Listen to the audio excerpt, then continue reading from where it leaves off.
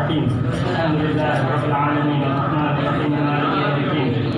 Iyyaka na'budu wa iyyaka nasta'in ihdinas siratal mustaqim. Siratal ladzina an'amta 'alaihim ghairil maghdubi 'alaihim waladdallin. Bismillahirrahmanirrahim. Allahumma shalli ala sayyidina Muhammadin salatan tukhrijuni min dhulumatil wahmi wa tukrimuni min nuril fahmi wa tudhibuli ma ashkala hatta yufhama annaka anta ta'lamu wa la a'lamu innaka anta 'allamul ghuyub. Allahumma salli wa sallim wa barik ala maulana Muhammadin wa alihi nur al-muzhibi bin-nisyan bi-nurihi bi kulli lamhatin wa nafasin adadama wasi'ahu ilmullah. Bismillahirrahmanirrahim. Alhamdulillah wassalatu wassalamu ala Rasulillah Muhammad ibn Abdullah wa ala alihi wa sahbihi wa mawala wa la hawla wa la quwwata illa billah. Ma'ba'd. Alhamdulillah kita masih diberikan kesempatan oleh Allah buat belajar atau menuntut ilmu Allah.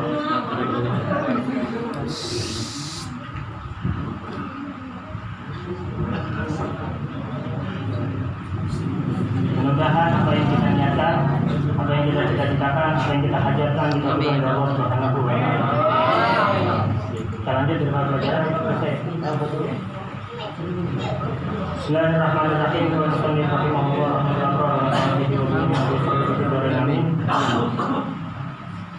Wa qala sallallahu alaihi wasallam, ummati ummatun marhumatun wa la yadfa anhumul bala illa bil ikhlas wa du'aihim wa salatihim wa du'afaihim. Dan Nabi besar Muhammad sallallahu alaihi wasallam bersabda, beliau mengatakan, ummati, sesungguhnya umatku itu, kata Nabi besar Muhammad sallallahu alaihi wasallam, ummatun marhumatun, umat yang amat sangat disayangi oleh Allah Subhanahu wa taala. Ummati ummatun marhumatun, umatku itu, yakni kita semua ini adalah umat yang disayangi oleh Allah Subhanahu wa taala. Wala yadfa'anhumul bala illa bil ikhlas, dan tidaklah diangkat atau tertolak bala di antara kita semua ini kecuali dengan keikhlasan. Hanya dengan keikhlasan aja bisa menolak bala. Hanya dengan keikhlasan aja dapat menolak bala. Wa du'aihim, dan juga hanya sebatas doa juga dapat menolak bala. Wa salatihim, dan juga sebatas salat. Salat juga dapat menolak bala. Wa du'afaihim, dan juga kesusahan kita juga dapat menolak bala. Saking istimewanya itu, hanya dengan ikhlas dapat menolak bala. Hanya dengan salatnya kita, hanya dengan doanya kita, hanya dengan kesusahan yang kita hadapi ini setiap harinya itu dapat menolak bala. Kenapa? Karena setiap kesusahan yang kita hadapi pasti mau nggak mau kita hanya sabar, walaupun kita ngeluh, walaupun kita gerendengan hati, ujung-ujungnya pasti sabar. Ujung-ujungnya pasti kita akan, ya udah mau gimana emang, pasti ujung-ujungnya begitu. Makanya kata Nabi besar Muhammad SAW, paling gampang untuk mendapatkan derajat orang yang ahli ibadah, ya, nggak perlu kita tahajud, nggak perlu kita rajin-rajin sholat sunnah, nggak perlu kita rajin-rajin puasa sunnah. Cukup dengan dua ini aja nih bisa menandingi pahalanya atau kedudukannya di sisi Allah Subhanahu wa taala itu tinggi. Apa itu? Al-yakin wa azimatus sabr. Yang pertama yakin, dan yang kedua hebatnya kesabaran. Ya kan? Kadang melihat orang pinggir-pinggir jalan tuh kita ngenes ya. Kan kadang kita gitu. Ngenes kita. Lihat orang di pinggir jalan, lihat orang ngamen di lampu merah. Lihat orang muter-muter bawa lemari itu sampai malam nggak laku-laku. Kadang kita ngenes ngeliat yang begitu. Tapi karena kesabarannya dia itu, kelak di akhirat bisa jadi kebalikannya. kita yang digenesin sama dia. Ya kan? Saking sabarnya tuh orang, ya kan? Kelak di akhirat bisa jadi kebalikannya, malah kita yang digenesin sama dia. Yang tadinya dia susah di dunia, dengan kesabarannya itu mendapatkan kedudukan yang tinggi di sisi Allah. Sedangkan kita pas di akhirat mendapatkan kedudukan yang rendah, sehingga dia lihat kita orang siaran buat itu dari pinggiran. Bisa-bisa begitu kebalikan.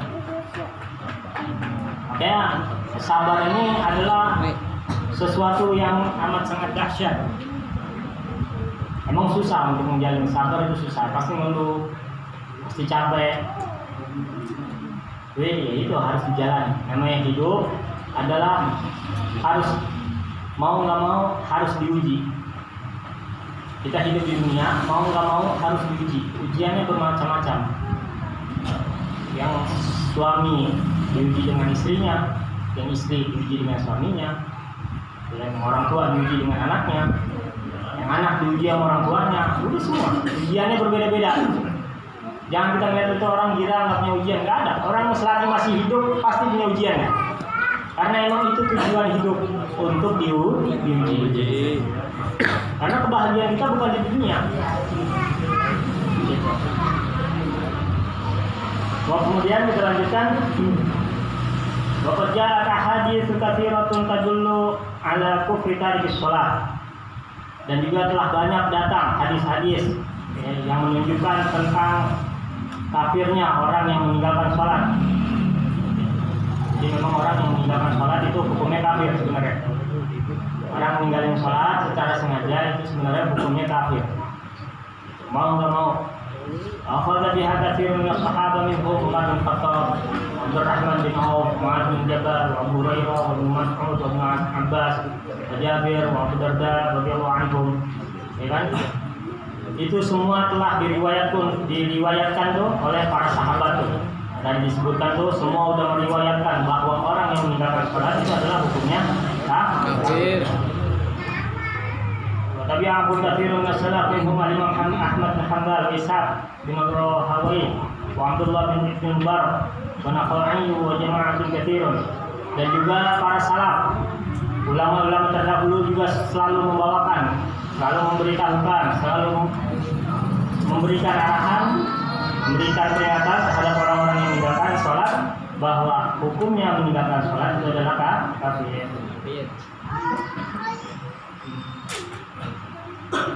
Walau lam yakun min tarikis shalah illa yaraduhu an maulahu. Ya. Dan orang yang meninggalkan sholat itu adalah dia yang berpaling dari Tuhan. Orang yang meninggalkan sholat itu adalah dia berpaling dari Tuhannya. Yang mana alladzi khalaqahu fasawwahu. Yang mana Tuhan ini adalah yang menciptakan dia dan menyempurnakan penciptaannya. Allah menciptakan makhluk dan menyempurnakan makhluknya. Wa adalah rabbahu, dan juga Allah yang memantesin, bikin cakep ciptaannya itu, makhluknya dibikin cakep. Dan juga Allah bikin terdidik, Allah berikan akal, Allah berikan kehebatan terhadap manusia, keistimewaan yakni akal. Wa'amahu wasaqahu, dan juga Allah berikan makan, Allah berikan minum. Wadakhalahu sabilan najat, dan juga Allah berikan jalan kesuksesan, Allah kasih tahu jalan kesuksesan. Wa'arafahu masaira adahu, dan juga Allah berikan tanda-tanda khusus seperti ini. Jadi Allah ciptakan makhluk, Allah pantesin ciptaannya sampai secakep demikian itu. Allah berikan kehebatan dengan akalnya, Allah berikan ketampanan, Allah berikan makan, Allah berikan minum, Allah berikan semua nikmatnya. Fakaifa yaliqu bihadzal 'abdil dha'if ad-dhamin. Kemudian dilanjutkan, kemudian bagaimana pantasnya hamba yang lemah, hamba yang hina, an ya'si rabbal karim, dia bermaksiat kepada Tuhan yang maha baik. Ibarat kata gini, ada orang baik banget sama kita, ya, ada orang baik banget sama kita, pokoknya baiknya di atas rata-rata. Dulu di luar keumuman, baik banget. Kemudian kita hianatin. Kira-kira gimana? Pantas apa enggak? Enak apa enggak kira-kira? Enggak enak. Ini orang udah baiknya di atas rata-rata sama kita. Kemudian kita hianatin, kita bohongin, kita apa namanya julitin, ya. Bahkan mungkin kita kata-katain. Ini nggak pantas, nggak layak. Begitu juga kita kalau kita meninggalkan sholat.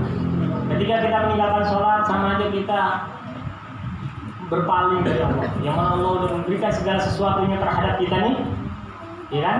Kita sudah dikasih sedemikian ini, kemudian kita palingi atau kita belakangi Allah.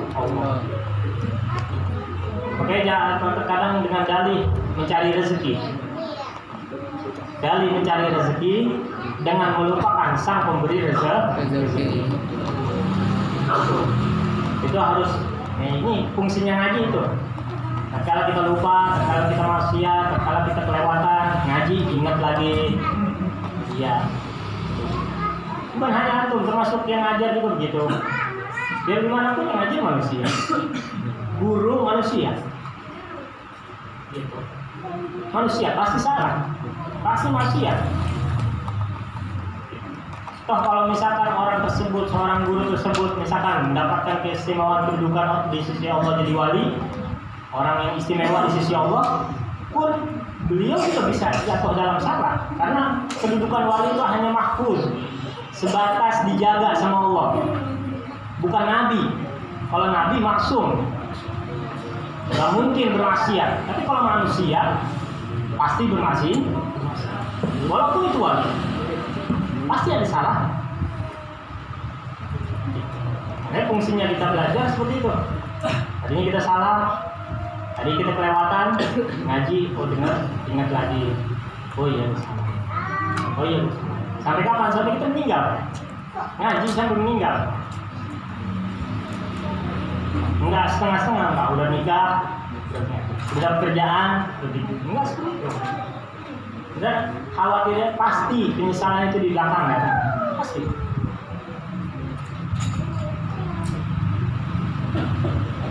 Sebatas buat semangat kita semua.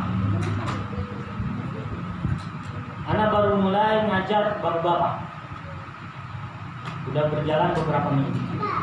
Dan bapak-bapak ini bukan bapak-bapak yang baru-baru umur 40, enggak. Ini bapak-bapak udah ada yang punya cucu, ya, ada yang bininya 4. Benar itu.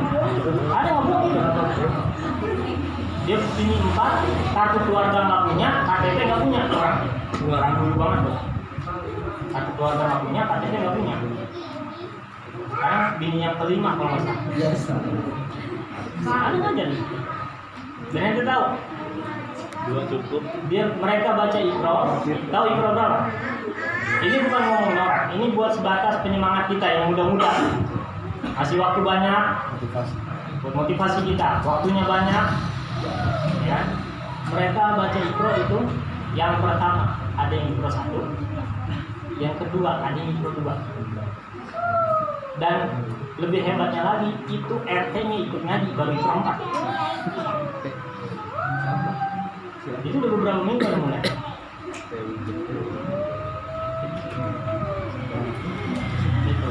Ngaji bukan masa kecil doang. Ngaji bukan masa muda doang. Ngaji bukan sampai nikah. Ngaji bukan sampai kerja. Ngaji dari kita lahir sampai kita meninggal. Mungkin kalau ngaji mah baca Quran kali, menuntut ilmu. Wajib, hukumnya menuntut ilmu. Yang berkaitan dengan keseharian kita, baca Quran, baca Fatihah, ya kan? Sholat bagaimana? Kalau ketemu gerakan ini bagaimana? Kalau begini gimana? Kan ada persoalan. Yang berkaitan dengan itu, bukan kita belajar menuntut ilmu, bukan lagi ngomongin apa namanya yang belum seharusnya kita pelajari. Kita belajar haji, kita belajar umroh, belum artinya. Yang berkaitan dengan keseharian kita. Bagaimana kalau kita ketemu orang? Bagaimana kalau kita numpang kencing di tanah orang? Bagaimana pepohonan kita kencingin? Kalau yang laki-laki kan kadang yang kencing. Nyesap mulai gue kencing dulu. Kan biasa gitu.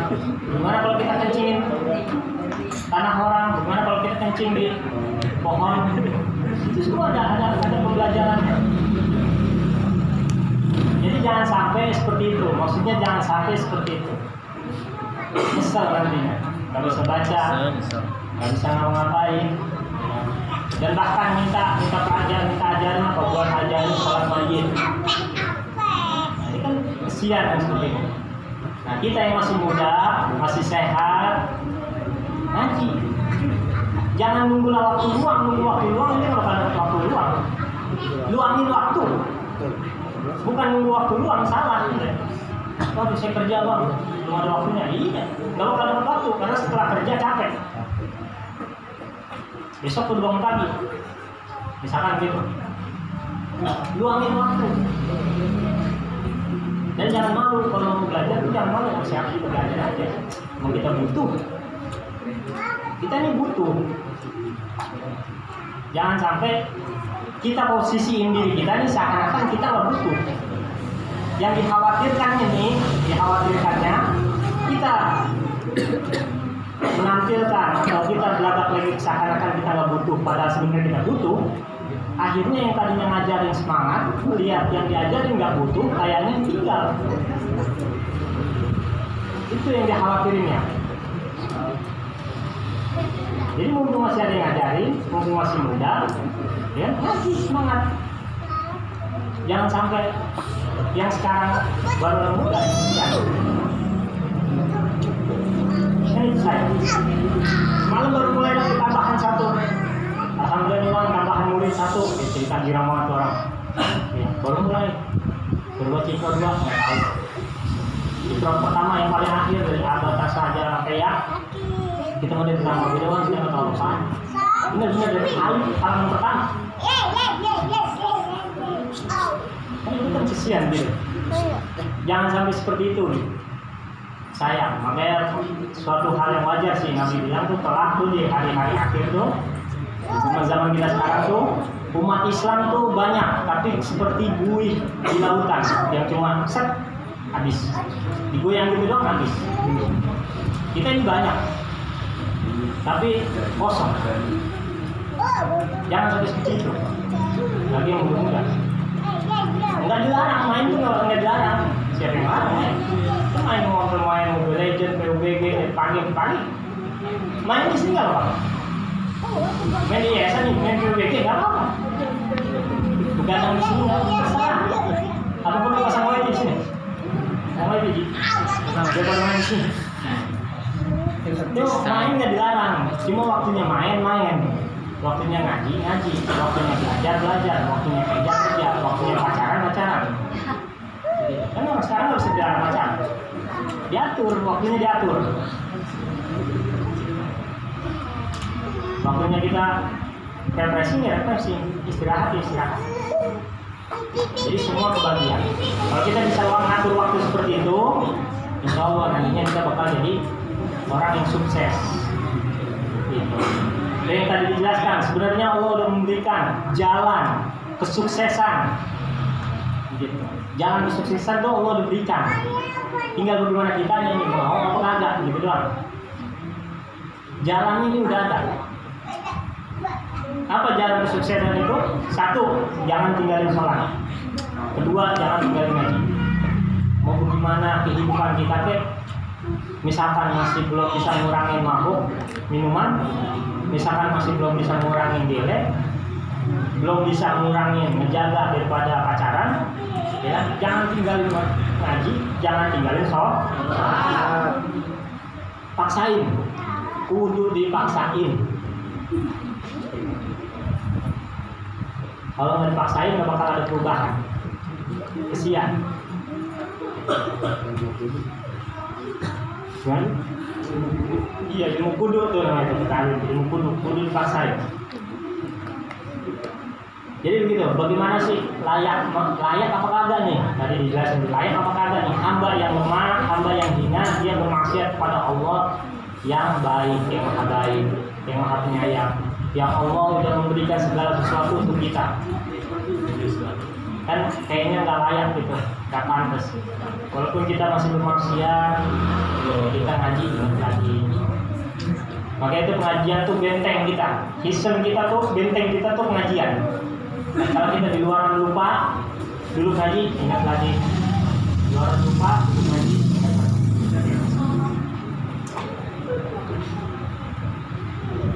وَيُطِيعَ الشَّيْطَانَ الرَّجِيمَ الَّذِي أَخْرَجَ مِنَ الْجَنَّةِ عَطَاهُ إِلَى سَبِيلِ الْحَلَقَةِ دَعَاهُ. Dan juga mentaati syaitan yang terkutuk, yang mana syaitan ini telah mengeluarkan hati Adam dari pada surga, dan juga menjadikan kehancuran bagi Nabi Adam. Maksudnya kita ini bermaksiat ikuti hawa nafsu setan. Masa kita taat sama setan sih, gitu katanya. Masa kita taat sama setan sih, sedangkan setan ini udah nyelakain kakek kita dulunya tuh, yakni Nabi Adam, awal mulanya manusia. Udah nyelakain Nabi Adam, masa kita tetap ngikutin setan, gitu maksudnya.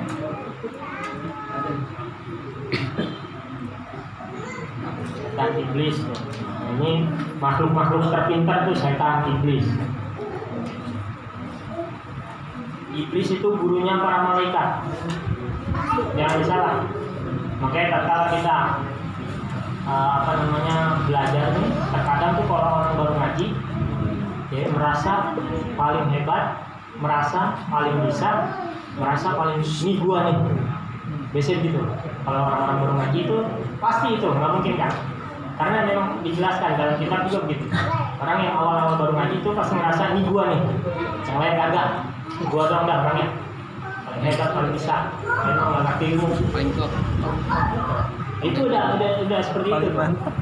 Di fase pertama itu orang yang baru ngaji itu seperti itu. Ya, kita harus ingat tuh bahwa iblis tuh orang makhluk yang amat berilmu. Iblis itu awal mulanya itu gurunya malaikat. Itu iblis. Jadi jangan disangka iblis nggak kenal Islam, jangan disangka iblis nggak kenal ilmu yang kita pelajari kan. Iblis paling mengetahui ilmu, tapi iblis itu dilaknat karena sombong. Nah, itu harus kita selalu ingat tuh. Harus kita selalu ingat.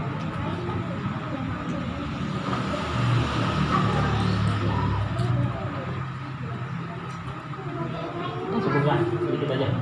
Wallahu ta'ala a'lam bishawab. Jadi kuncinya paksain ngaji, paksain untuk sholat. Penting itu. Ngaji kita jadi tahu